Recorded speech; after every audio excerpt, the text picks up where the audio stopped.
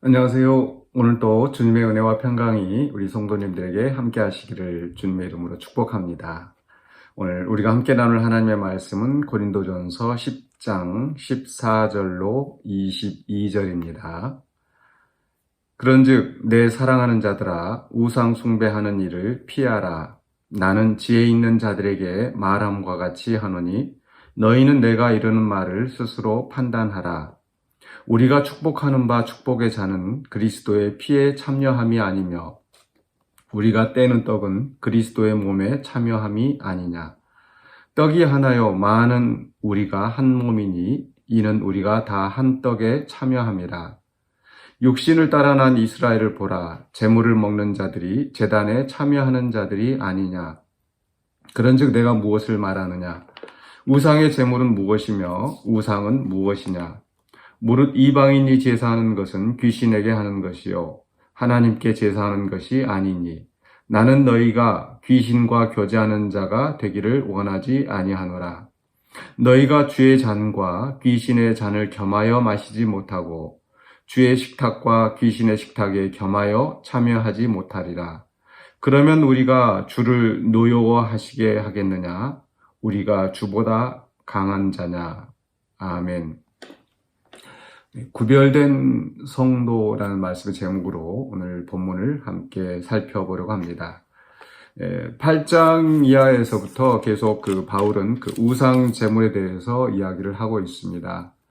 고린도 지역에서는 고기를 먹는 것이 사실 우상의 제물을 먹는 것과 다름이 없다라고 할 정도로 고린도 지역에서 유통되는 고기들이 다 신전에서 바쳐진 고기들이었습니다.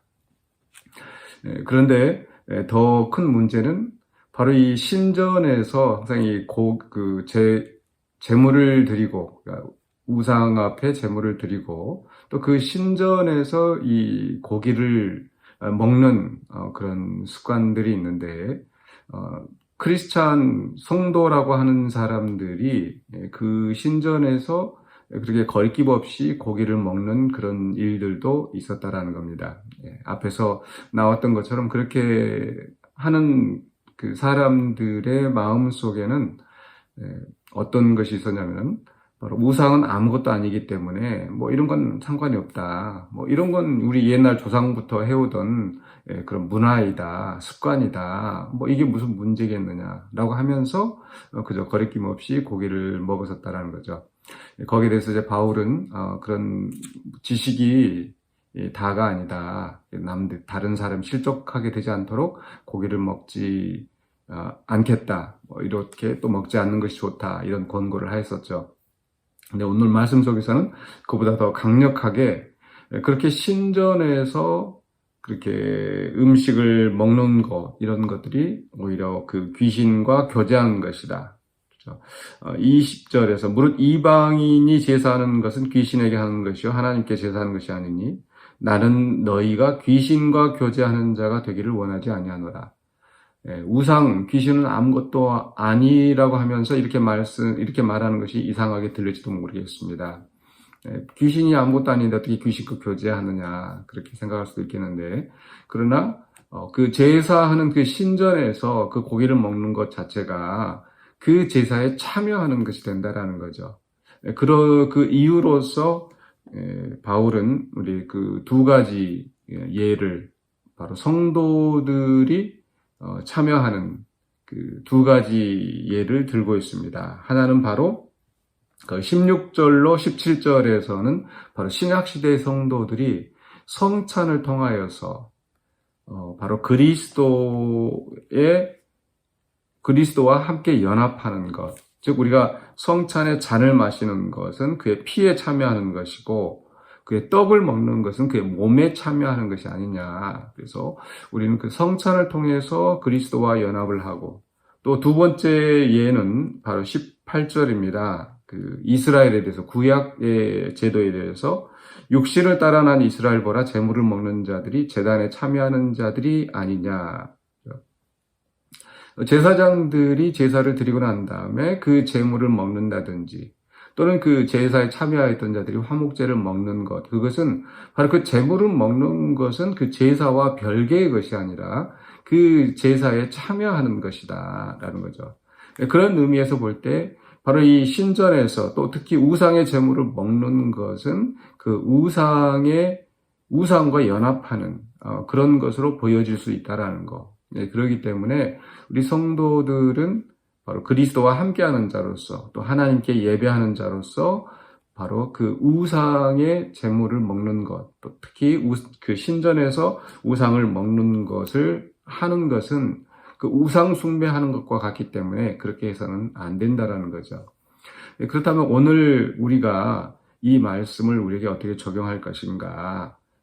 우상 숭배를 안 하니까 나는 괜찮다. 이렇게 나는 이 말씀과 상관이 없다. 이렇게 하는 것이 아니라 우리는 또 이 세상에 대해서 우리가 경계하고 세상의 문화에 대해서 잘못된 것에 대해서 우리가 구별된 성도로서 살아야 된다는 것을 우리가 적용해야 될 줄로 믿습니다. 분명히 이스라엘이나 그리스도인들이나 이렇게 구별되게 살아야 되는 이유는 바로 그들이 하나님께 속한 자, 또 그리스도에게 속한 자였기 때문입니다. 하나님께서도 말씀하시기를 내가 거룩하니 너희도 거룩하라라고 말씀하셨고, 또 우리가 그리스도와 함께하는 자로서 그리스도의 그 순결함을 닮아가야 되겠죠. 그래서 우리는 이 세상에서 이 세대를 본받지 말고 또 이 세상에서 이 악한 것들로부터 우리가 구별되게 살아가야 됩니다.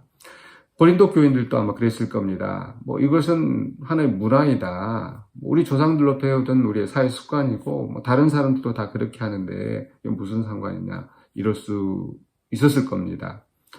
그래서 우리도 이 시대에 그 우상숭배까지 아니라 할지라도 분명히 이 세상의 문화 속에서 하나님의 뜻을 거스르는 것을 우리는 멀리 해야 된다는 겁니다. 그렇게 살아갈 때에 우리가 바로 그리스도에게 속한 자로서 그리스도의 잔과 피에 참여하는 자로서 또 그리스도의 몸에 참여하는 자로서 우리가 구별된 삶을 살아갈 수 있을 것입니다. 그렇지 않고 무분별하게 세상 사람들이 하는 대로 또 세상 사람들이 사업을 하면서 어떤 불의한 일을 하는데 그런 대로 남들 다 이렇게 하는데 나도 이렇게 한다든지 또 세상 사람들이 적당히 거짓말하고 적당히 타협하고 넘어가는 그런 거랄지 또 세상 사람들이 어떤 그 물질의 욕구 또 육신의 욕구를 쫓아서 살아가는 그런 삶들에 대해서 우리는 경계하고 또 구별된 성도로서 삶을 살아야 된다는 것을 우리가 기억해야 되겠습니다. 그래서 오늘 또 우리의 말씀을 기억하시면서 우리가 우상 숭배하는 일을 피하는 또 이 세대를 본받지 않는 구별된 거룩한 성도로서 주님이 기쁘시게 받으시는 제물로서 살아가시는 저와 여러분이 되시기를 주님의 이름으로 축원합니다. 기도하겠습니다. 사랑해 주 하나님 감사합니다. 오늘도 우리 주신 말씀 붙잡고 우리가 거룩하고 순결한 하나님의 백성으로서 살아가는 우리가 되기를 원합니다. 그리스도의 몸에 참여하는 자로서 그리스도의 피에 참여하는 자로서 우리를 구별되게 하셨사오매 우리가 온전히 주님의 뜻을 따라서 거룩한 삶을 살아가는 우리가 되게 하여 주시옵소서. 예수 그리스도 이름으로 기도하옵나이다. 아멘.